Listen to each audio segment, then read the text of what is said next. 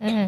Oke, Bang Noel. Sekarang saya ke Bang Noel. Bang Noel, jadi siapa sebenarnya yang awal muasal kemudian mengusulkan adanya perpanjangan masa jabatan presiden untuk 3 periode? Kalau katanya Pak Jokowi kan sudah mengatakan, coba tanyakan saja ke Bu Mega, ke Mbak Puan begitu ya. Anda Oke, menyikapinya seperti apa ini?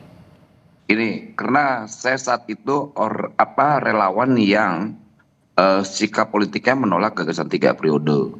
Pertama, kita melihat bahwa ini melanggar konstitusi. Kedua, cita-cita kita aktivis 98 yang membatasi kekuasaan eksekutif sampai 2 periode. Hmm. Dan itu semua terkonfirmasi ketika saya komunikasi langsung dengan Presiden saat itu Pak Jokowi. Saya tanya beliau, Pak Noel, ini biarin aja, ini orang-orang sesat kok katanya. Ini kan mereka kan ingin menyuburkan saya. Kita lihat aja sampai semana sih orang-orang ini kuatnya. Bahwa saya tetap konsisten pada konstitusi yang saya patuhi dan saya hormati. Itu bahasa Presiden ke saya loh, gitu. Jadi waktu itu diketawain aja tuh sama Presiden orang-orang ini yang liar-liar ini. Dan saya saksi sejarah untuk hal itu, Hmm. gitu loh. Presiden menyampaikan, ini orang-orang ini lucu wacanain. Ini jelas-jelas ingin menjerumuskan saya kok. Hmm. Dan itu juga dikonfirmasi oleh Presiden. Hmm. Orang yang menggagas 3 periode adalah orang yang ingin menampar, cari muka, dan menjerumuskan saya. Kan itu berkali-kali juga Presiden menyampaikan.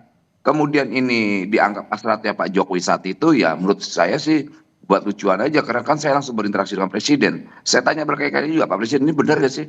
Mas Noel, saya ini patuh terhadap konstitusi, saya nggak mau melanggar, gitu. Dan saya menghormati bahwa kemenangan saya ini berkat aktivis 98 juga yang ikut memperjuangkan saya untuk bisa maju di 2 periode ini. Dan saya tidak punya hasrat kekuasaan sedikit pun. Dan saya masih ingat kata-kata Presiden itu, gitu loh. Jadi saya rasa kalau ketika Hasto bicara tentang gagasan 3 periode, saya juga nolak, kan bisa dicek apa jejak digital saya, gimana saya habis-habisan melawan itu. Walaupun kita lihat dulu ya banyak jokor-jokor yang ngaku-ngaku pendukung Jokowi, Hmm. yang akhirnya sekarang nyerang Jokowi, berbalik. Kita sih ketawa ini, cek aja latar belakang mereka semua di mana itu. Buzzer-buzzer yang sekarang bilang dinasti, Jokowi dinasti lah, apalah.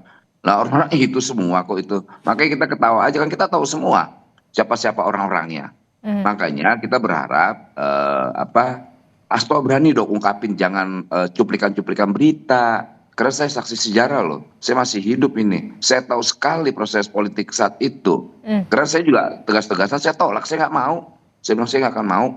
Saya ngelawan kawan-kawan saya yang dulu relawan Jokowi, saya tidak mau. Saya waktu itu sendiri, saya terbuang dengan sendiri kok. Nggak apa-apa, saya bilang tereliminasi dalam proses politik ini. Tapi saya harus konsisten melawan gagasan 3 periode yang sesat ini, Hmm. gitu. Dan ini menurut saya kesesatan politik dan kesesatan konstitusi ketika ini dijadikan. Tapi kan apakah masih relevan kita bicarakan tentang gagasan 3 periode? Tidak. Karena kenapa?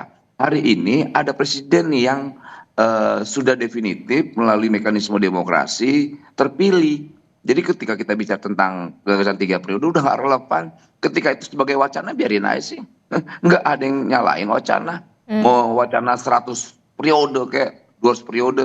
Kalau bangsa ini punya komitmen untuk menolak gagasan-gagasan dari itu, ya kita tolak.